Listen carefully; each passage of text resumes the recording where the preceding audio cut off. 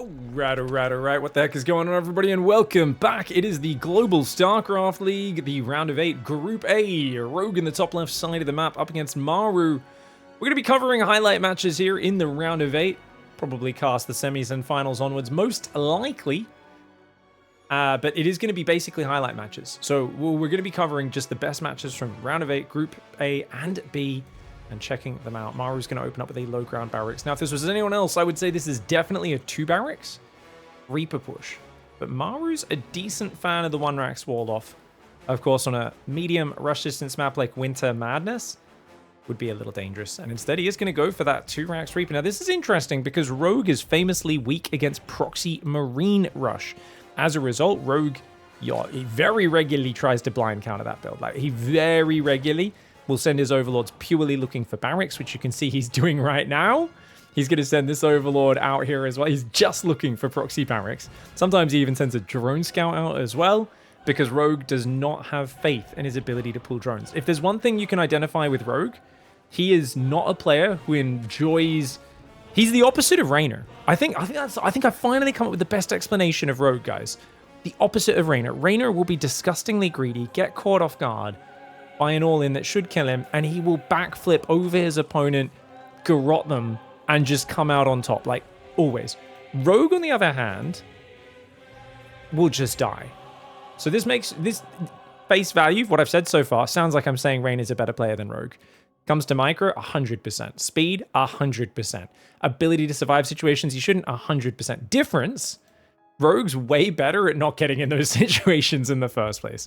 Rogue, rather than practicing his micro and his reactions in those scenarios, he will study his opponents, he will look at when and where they proxy, and he will adjust his build to avoid that situation that he knows he's weak in. He'll also find where his opponent's weak, and he'll be very good at finding his way at a high percentage of the time into those situations. And to the untrained eye, it almost looks like Rogue gets very lucky. You're like, how is he always getting these situations where he's good and his opponent's bad? It's like, well, no, this is all engineered. He studies his opponents better than most players out there. Does a really good job of it. He's hiding this drone here. He wants to build that 3rd hatchery, but he decided to run it away since he figured the Reaper would be coming for it. He actually runs it so far away, and he goes 3rd Queen Overlord and a few more Zerglings here. So he doesn't want to risk his 3rd hatchery getting sniped, which is kind of cute. It is just 3 Reapers, and in my opinion, 3 Reapers struggle incredibly hard to kill a hatchery. And since his drone count's not very high, I don't really like Rogue's response, just because he's not ahead on economy at all. I mean, at least he's not losing drones, so it's a relatively controlled situation, but still no 3rd hatchery building. At least these drones are building at a prompt timing, but without a 15... Like, when you've done 15 hatch, 15 pool, this is much tighter. He's also kept mining gas. Why has he kept mining gas? Did he want this to look like an all-in, maybe, to Maru? Such an odd build order here for Rogue. No, he's going to go there. Oh my, Lair, 3rd hatchery. Are we going to see a 2nd gas go down in the next few seconds? 3rd worker on gas, and then mutas. He's already got enough gas banked up. He could do it. I gotta watch this from Rogue's point of view, guys. No one cares about Maru's build. Just kidding. I will check on Maru's build momentarily. He sees... Okay, you're building Hellions. There's a starport there. Looks like it's going to be Hellion Banshee. And what's he doing? Roach Warren. Oh, he's got a clever plan up his sleeve. I think he might just be going Infestors. I haven't seen Rogue play Infestors, though. Like, a handful of Roach Ravager into Infestors is a good style, but... otherwise, I don't know what you're doing with the 4 gas. I mean, it could just be, in case I need defensive Roaches, I do that, and I still am playing Mutalisks. Mutas and Roaches don't mesh together that naturally, but that's why it's a good kind of meta play to surprise your opponent sometimes. Ling unable to get in. 3rd Command Center is finished on the high ground, so it was a quick throw at 3rd CC, guys. Hellion Banshee building, 2 barracks building, Tech Lab and Reactor. Maru will clean up the Zergling, and indeed it is. Oh, he cancels the Roach Horn and builds the Spire even. He's only got 3 queens, so Rogue's going to pull all 3 queens to the front to make it look a bit more like a macro build. What Maru won't realize is, no, he's just, you know, he's not injecting in his main and natural right now. He's added an inject, walked to the front, and Rogue will try to quickly go back to inject if the Hellion Reaper backs off. But with 3 Reapers, 4 Hellions, that's a fearsome force, and I really feel you need a lot more Zerglings to be safe against this. Rogue droning up his 3rd right now is being incredibly greedy. There we go, 16 more Zerglings on the way. The 3 Reapers add a lot of firepower and tankiness to this. Not the best Reaper grenade there. Bounces his own Hellions.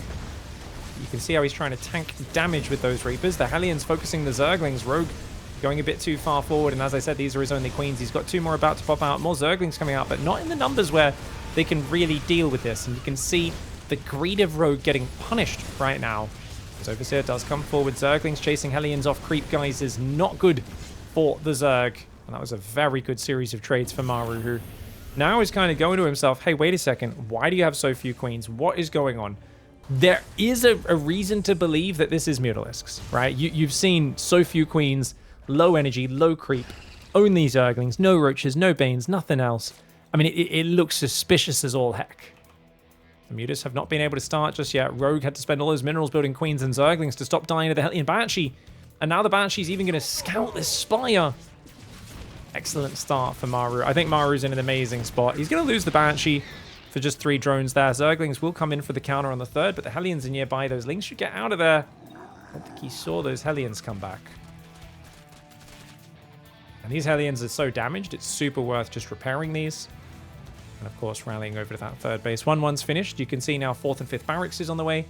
A lot of players like to rush the 2nd factory, but with 1-1 already 3/4 complete and the fact you're playing Mutas, Armory would be a decent choice here. Now, this engineering bay placement sucks against Mutas, guys. Very vulnerable.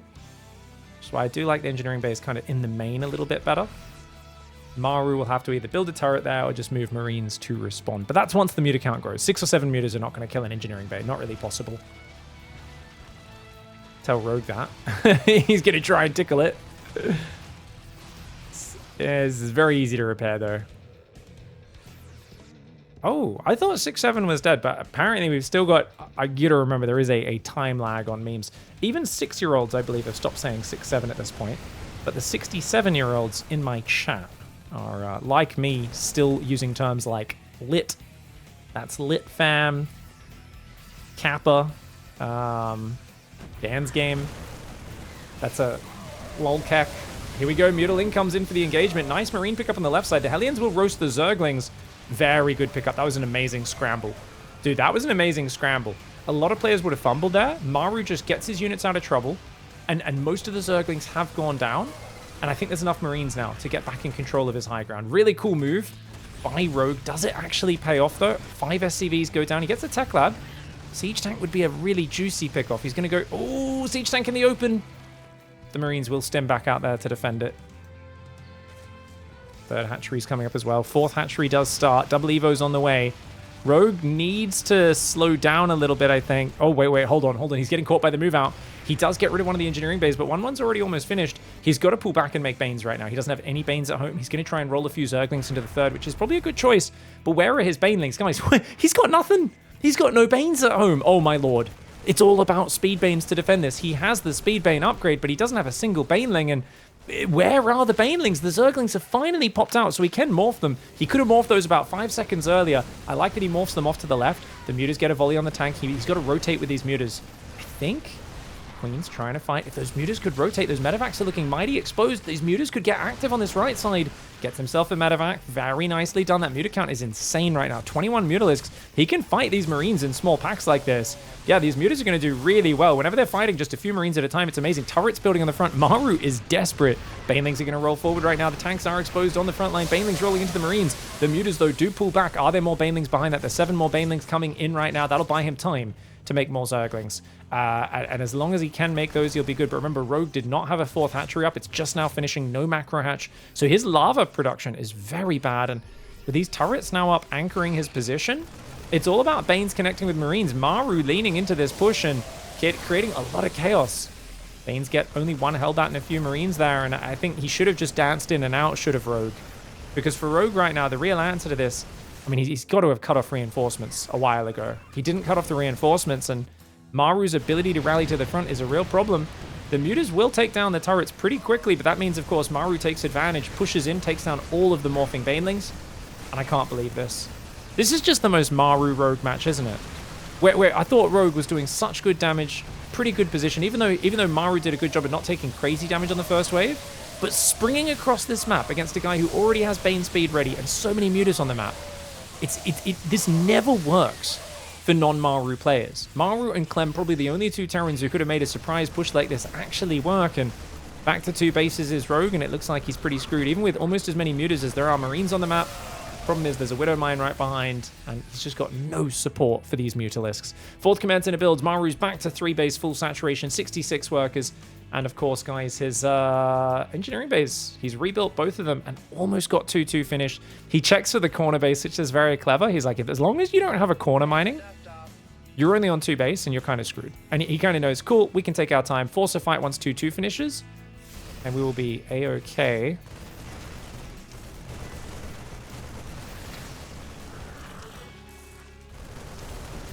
Marines coming forward. Surprised he's out here with such a small army. Banelings are going to get a connection. He's just got to detonate those. A few Marines split off to sacrifice themselves to protect the larger pack. Maru still pushing towards this is completely unnecessary and very dangerous. Should really wait for a Thor, I think, to join in the fight. He does have this Thor hanging at this 3rd base. But here we go. As these Widow Mines arrive, single Marauder might help him a little. And Rogue up against the wall. No room to breathe. What's he got? 2 Banelings and a Zergling. I guess we just want to watch the production tab. He's got 3 more Banelings morphing right now. 1 Baneling gets right in the middle of those Marines as their stim does expire. He wasn't expecting that one. Fire going to take down this hatchery on this base. The Mutalisks dancing in right now. Lava running away. Marine Marauder Medevac going to rotate to this right side. That's going to be GG. Wow. Guys, do you think Rogue didn't notice him move out? Or did he just not have the lava available? Because when that attack moved out, it's one of these things where often you have time to respond. Let's just watch this from Rogue's point of view from this stage. Because this is when the attack's just starting to move out. He sees it. He doesn't really glance at it right now.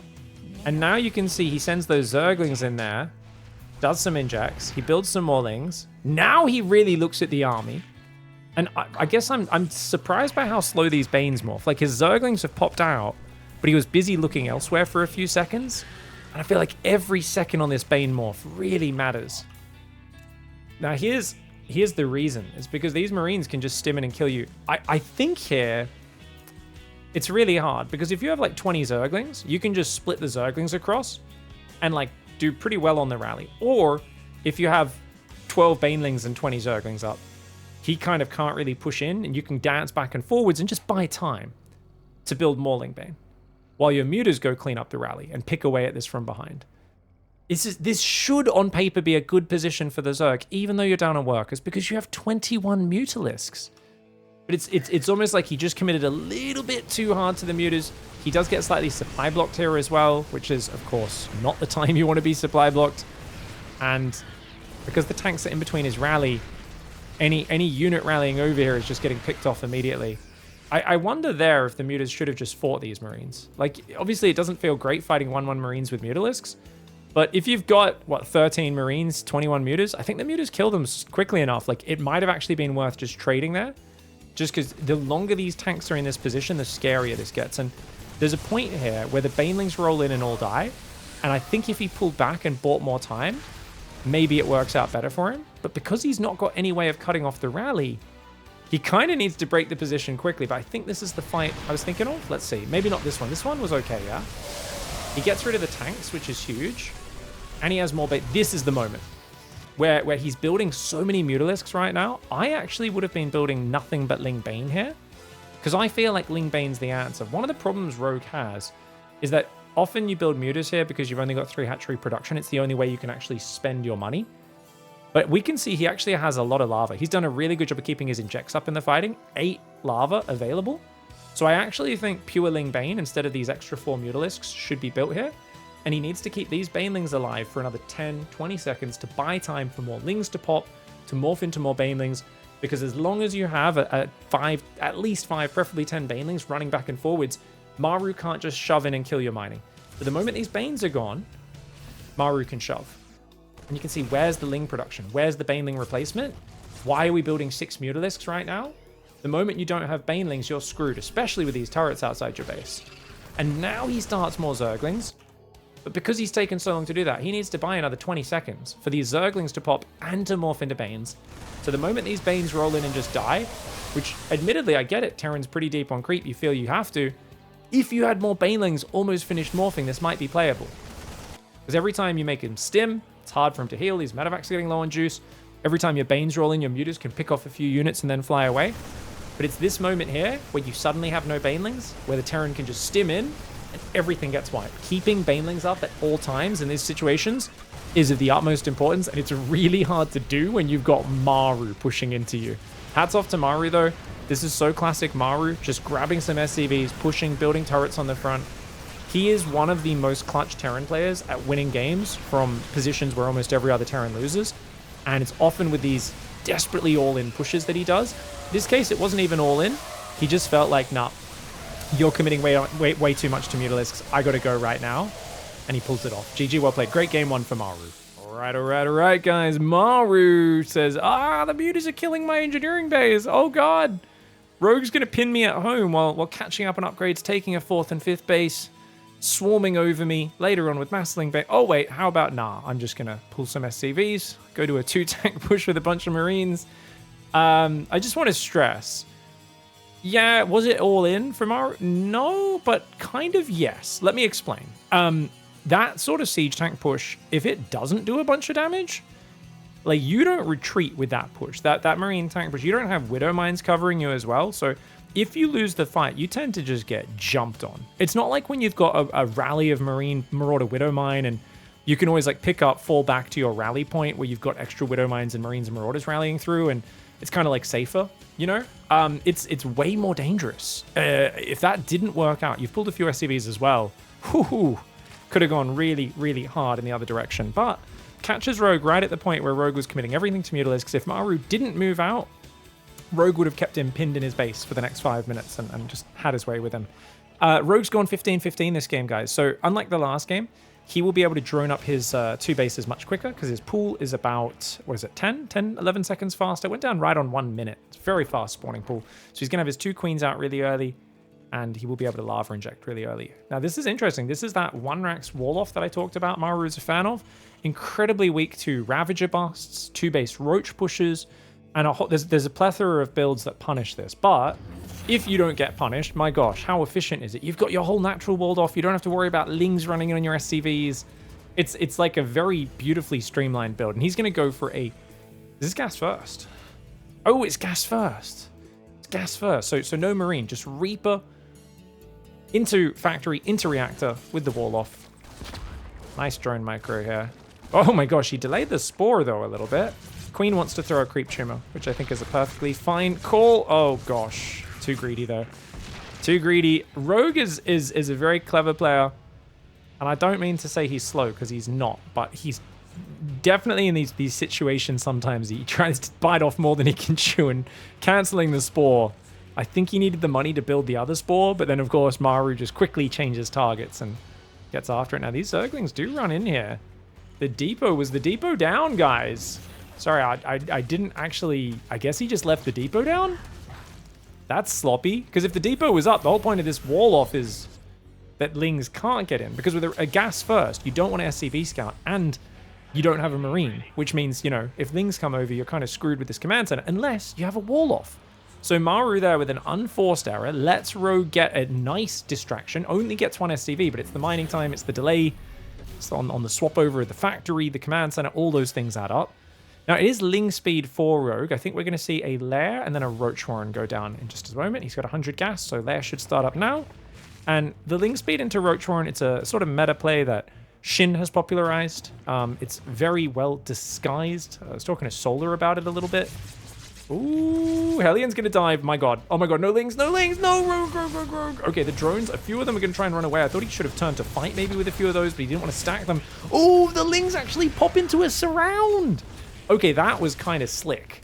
I mean, it was lucky as all heck, but it was kind of slick. Those Lings, you could say he was unlucky. His Lings were 10 seconds late to stop the run by of the Hellions, the drive-by, burny, flamethrower timing, but they popped and surrounded 2 Hellions. Well, one was completely surrounded, one was blocked. Which is good enough. The Roach Warren does go down now. Still no 3rd hatchery. Still a lot of mining time to lose on a 2-base build, as well as 5 drones. 3 Hellion drops going to come across. Liberator behind it. Okay, the problem for MARU right now, guys, is he's focusing on greedy harassment against the 2-base Zerg, who they very often just go Roach Ravager Ling off this. And that sort of bust is going to be very hard to stop. Oh, big overcommitment. MARU should have left already. This is so insane that he kept going in here. That's a MARU versus SOS 2018 BlizzCon moment right there, guys. The moment he saw the Zerglings, he could have picked up, flown away. Yes, the medevac would have been deep in the red, but that was a very, very big overcommit. The moment you see the Zerglings, there is no way that MARU, in his pattern recognition, would normally keep committing to that.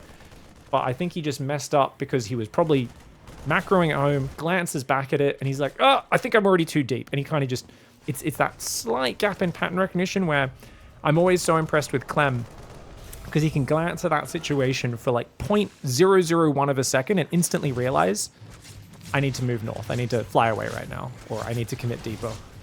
He's going to focus the drones rather than the queens. So you see Rogue left his queen there, guys, because he was saying, look, this lib's so shut down. I'm okay to lose a queen here. I'd rather lose a queen than a drones, and I want to kill you as quickly as possible. If I move, I lose damage time, which means you might be able to kill 4 or 5 drones, right? Because I'm not shooting you as quickly. So it was actually a really cool call by Rogue, and MARU, who knew the queen could always either move out or get transfused, and damaging the queen achieves nothing, takes 3 shots, focus 2 drones to at least get something out of value. But overall, massive advantage to Rogue. MARU scans, sees roaches coming, and he's got to swap to tank production. He's got a 3rd command center finish, he has a single armory, but he's in a very flaccid mech setup right now. So flaccid is another word for kind of floppy guys.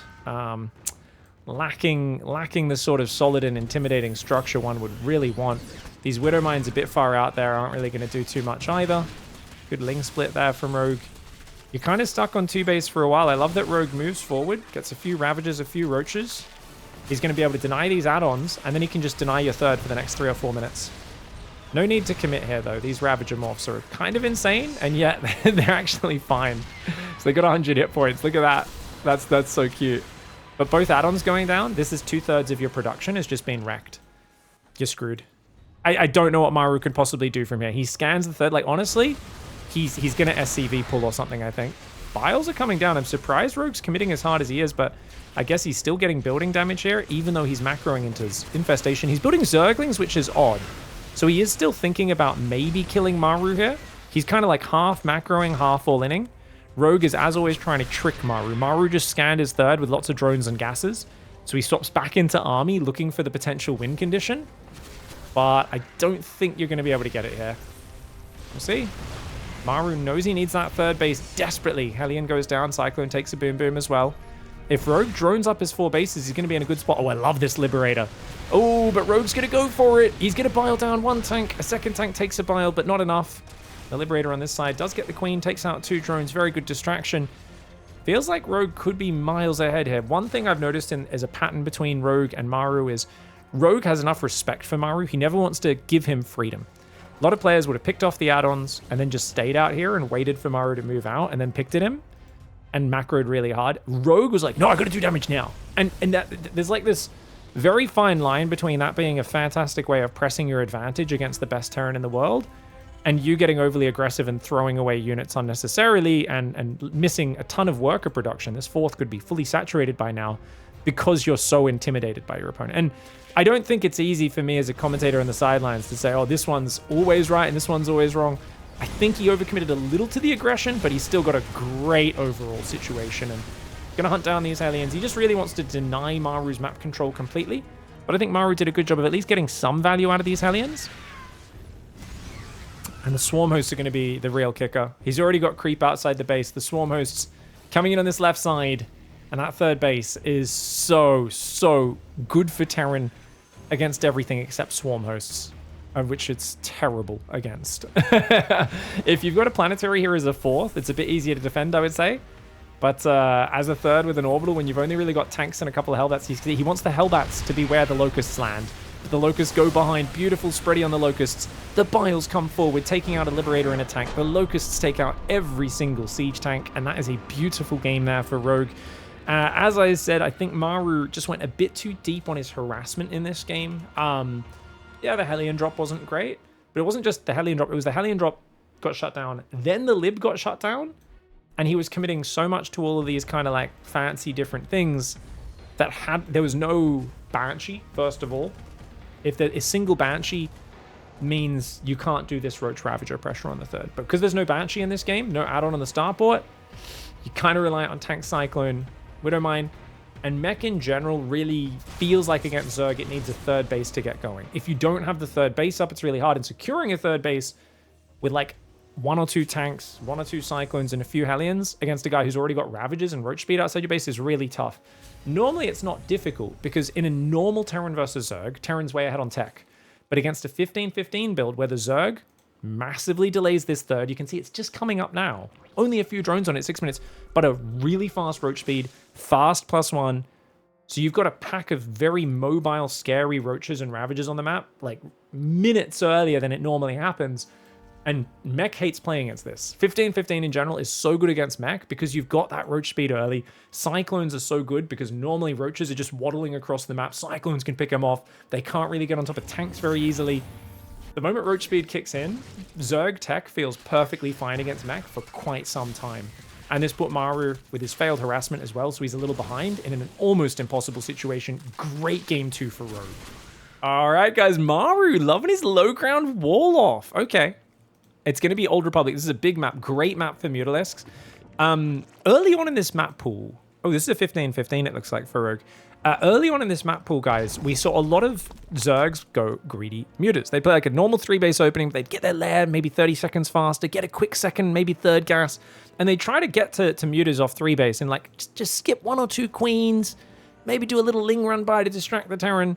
And they kind of would get away with a bit of murder, but because Terrans knew that, they started doing Hellbat timings, like Stim Hellbat timings, or 2-on-1s off 3CC that would hit right when the Mutas were popping and force the Mutas to stay at home. And then you saw Zergs, or they'd do like an 8-Rax all in. So then you'd see Zergs actually just play safety Roaches on this map and be like, well, Terrans are doing gimmicky timings and like trying to stop us doing greedy Mutas, so we're just going to do the safest Roach builds. And there's kind of this like back and forth where it was like, okay, Zerg's being greedy into Mutas because it's a big map where Mutas are amazing and it's hard to punish it. So then Terrans are just blind committing to really good timings to punish Muta builds, and then it went full circle. And it's like, well, Zerg's just playing really safe openings to counter the Terran aggressive builds and relying on the fact it's a big map. It's hard for Terran to kill you. But then sometimes the Zerg would then struggle with like multi-prong in the mid to late game where like they're on Roaches, but like this 4th base up here keeps getting sniped and then drops keep hitting here. And if they're not really good with like either split infestors, which is something almost every pro's gotten much better at, by the way, guys. You guys know I was very critical if players would go infestors and they'd leave them all on this side. And there'd just be like units running in on this side and never having any fear of fungal because they just realize like this Zerg player puts all their infestors only with one of their 2 armies. And once I know where those infestors are, I know they're nowhere else on the map. Guys like Clem would just keep like running in willy-nilly on the other side, assuming there was no infestors anywhere else. Players have stopped making that mistake. Pretty much every Zerg splits their infestors now. And that's made it much harder for Terran to out-multitask if infestors are on the field. But if you don't have infestors for potential punish, if you don't have... Ooh, nice drone snipe from MARU. And he'll get out. Nicely done. If you don't have infestors, you know, if you're not in the late game where you've got corruptors, a lot of players skipping hydras as well. It can be tough. So 4 queens on the way, guys. Pretty standard, but losing a drone is rough, especially when you've built 2 Zerglings. Normally, you don't need to build any Zerglings with a 15-15 because your queens are so early. So I'd say Rogue having a rough start. Also continuing to mine gas non-stop. And he's had 3 on gas since very early. So this is a very bad mineral opening for Rogue. He also loses another drone here. I think this is a good example of a game where Rogue is just mis-executing. I don't know what he's possibly mining this much gas for. Like, I guess he has to go 2-base Muta now, but he doesn't want to show the lair, so he makes it on the natural. The advantage of a 15-15 is getting your mineral count up. He loses another drone. There's 4 drones in total. This is a disaster. The whole point is to have these 2 mineral lines saturated super early. I don't know if he's going to play Mutalisks or Roaches or what, but this feels like an amazing start for MARU, who gets his 3rd command center 2/3, 3/4 of the way done. He's got double marine production, you know, triple marine production, stim, factory on the way. I think he might just go straight for a double marine drop. Reaper's good. Does he get the block? No. Oh, luckily Rogue does get the base down, but it's a bad start for Rogue here in game 3. This is what's frustrating about being a Rogue fan, is he's such a genius, but he's so human on the basics. And sometimes you will see him. Another drone. You're kidding me. There's no reason that drone should have died. He could have pulled that drone away. Just being a bit lazy. And this is really bad. You should not be losing 5 drones off a 15-15. The whole point of a 15-15 is that you don't lose, maybe lose 1. If the Reapers die, maybe 2. 5 drones, especially when you built 2 Zerglings, not good. It's an advantage start for Terran. And it's going to be a Hydra build. Okay, so Rogue's going to try and play Hydras, Carapace. He's going to be... No, he cancels the Evo and puts on Gas. I think Rogue's going to do a Hydraling all in. No, he does start the Evo just on the natural. Okay, fair call, fair call. I don't know, man. It's as long as if he can find a timing before tanks, maybe. I think he goes... Okay, he goes Groove Spines first for the defensive power. Outrange the Marines. Brings the Hydras up to 6 range against the Marines 5. It's also the faster and, I believe, cheaper upgrade. Only 50 seconds to upgrade. 64 seconds, I think, for the movement speed. 15-15 openings are all about a tight opening and kind of making up for your delayed third by having a really fast 2-base full minerals and then a really fast tech as well. It's a very alternate style of Zerg where often you'll see people play 15-15 and they'll out-trade the Terran all game long. Serral, if you see him play this build, out-trading the Terran. You guys remember my 2024 game against Clem on his birthday in the Weekly Cup, which I always reference, where I was out-trading Clem off of 15-15 for the first 21-22 minutes of that game before he overran me with being the best player in the world. To be fair, if I actually kept lava injecting and didn't float a ton of money and run out of lava, I still think that would have been a very, very, very close late game. But that's just the power of 2-base tech. The problem is if you play 2-base tech where you're down on income and you're down in trading, that's bad. So this fight is very important for Rogue. Very, very important. 8 Hydras there. It's going to be 12. He can't fight unless he has a concave. As long as Rogue sets up a concave, he's fine. 1 Hydra for 2 Marines. It's a better trade for the Terran. Remember, a Hydra costs 150 resources. So you need to trade 1 Hydra for 3 Marines. And obviously, raw fighting power, the Marines are going to be way better than the Hydras. Which is why you rely on concaves, creep, defensive angles, banelings, or infestors. So, like, if you can fungal, the Marines actually get stuck out of range of the Hydras, and the Hydras really show their efficiency. Hydra Infestor is one of the coolest comps against Marines because of that. But obviously, tanks outrange the Hydra Infestor, which is where that goes the other way. Oh, Maru gets 2 Hydras. That's a good trade. That's a really good trade. This is what I'm talking about. Maru realizes how dangerous it is, but he kind of catches Rogue not looking for a second, snipes it, gets in, gets out. Carapace is really well timed, so this is going really well for Rogue. The Carapace is not far behind the 1-1, but can he get to the next step? And what does Maru do? Maru's going 8 barracks. I thought he was going to play second factory, but I think because it's such a big map, he doesn't want to play 2 defensive. I love the 4 infestors. Rogue's going Hydra Infestor. Now, Hydra Infestor, it's all about map control. You want to get out on the map, and you want to fight the Terran on the map. If you let the tank siege up in range of your base, and you fight into an entrenched tank position, Hydra Infestor's not good. But if you catch him on the move out, if you catch him in the middle, if you ambush him from the high grounds here or behind these site blockers, that's where Hydra Infestor really thrives. He's got enough Hydras to defend this. You see, he wants to set up the concave so all of his Hydras shoot at once, because it's a glass cannon battle. Hydras and Marines, both very fragile, high damage units. You've got that 1 range advantage we talked about, but here's the fungal. If he can land the fungal, it's it. Oh, that's it. That's what he was looking for. Oh, he gets the double as well. He tries to get the medevacs, but he couldn't focus all of them because he knew. Oh, Maru sets up an ambush. Very cute. Good pullback for Rogue, though. And he's going to actually try and push this. Wow. And Rogue just droned. Against any other player, this is so dangerous. Maru is pushing with like 10 Marines and 3 siege tanks right now, but Rogue got greedy and he's droning. And this is actually a genius move. If you can fungal the Marines out front, maybe. But as it is, Rogue doesn't have the numbers to break this tank position. I don't think Infestor's doing a bit of a spready. They do get a fungal on a few of these Marines and medevacs, but there's just not that many Hydras, and there's so few units coming in behind it. He's got no reinforce. His army supply is just weaker than Terran's. And this is the weakness of, even though he killed all those Marines and it was great, he's droning a bit too hard. He's teching to Hive. He's not quite there just yet. And remember, he was behind early on, so he just didn't have that many units. Hydras are so expensive. You need to be more efficient than your opponent. And he has not been more efficient. Those 16 Marines E-Core was huge, but it wasn't enough to sway everything else that had happened in this game. The tank's moving forward. Maru realizes he's got Rogue on the ropes. This is a genius push for Maru. So many Terrans would have cowered after losing those first Marines to the fungal, but he pushed through the site blockers, used the tank siege, and this is an excellent engagement. Rogue forced to stand and fight. Remember what I said about Hydras and Infestors? Amazing for ambushing on the map, terrible at fighting into siege tanks, unless you have absolutely overwhelming numbers, and Maru senses the weak spot and gets him.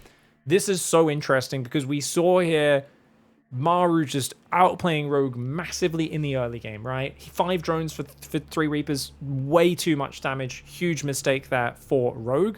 But then Rogue gets that clutch moment, and you think, oh, you're back in control of the game. But MARU knows Rogue so well. These guys were teammates on Jin Air for so long. And by the way, this wasn't even just 16 Marines. I think this is 12 plus 4, 16 plus 3. Wow, is that... Guys, was that 20 Marines? I'm not imagining things, right? It's 12 per row. 12 plus 7. Yeah, this is 19 Marines he killed. And what's he lose? A few Zerglings and like 1 Hydra? I think he only loses 1 Hydra, right? Yeah, he only loses 1 Hydra, gets a medevac as well. What a trade! But this tank ambush behind the site blocker is just so clever. And remember, he's got 8 barracks up. And right now, 7 more drones. Hive. Hatchery there. Like, you're building 2 hatcheries, you're going 8 gas, you're about to get Vipers to deal with the tanks with Blinding Cloud. But your army is just so small. And MARU does a really good job of taking advantage of it. I love that Rogue pulled back so quickly, realizing a lot of players would have lost a bunch more units there. But look how quickly MARU moves forward with such a small army. That game sense to realize how low Rogue was on units is just crazy. Also, credit to MARU because he'd picked off, what, 3, 4, 5 Hydras in this, like, 5-6 minute stage where he just kept running in and picking off individual Hydras. Like, if we look at the trade, actually, we can just see it on the units lost tab. After the early game trades, he'd got... looks like 3 Hydras for 6 Marines, which is a very good trade. Not as amazing as I thought, but still pretty darn good. And he was delaying this creep a lot. You can see the way, even though he cops the fungal here, he'd done such a good job keeping the creep back. Whereas if the Hydra Infest is able to ambush these tanks out here, they can buy so much more time. This was really, really sick play by MARU. Well played. GG's.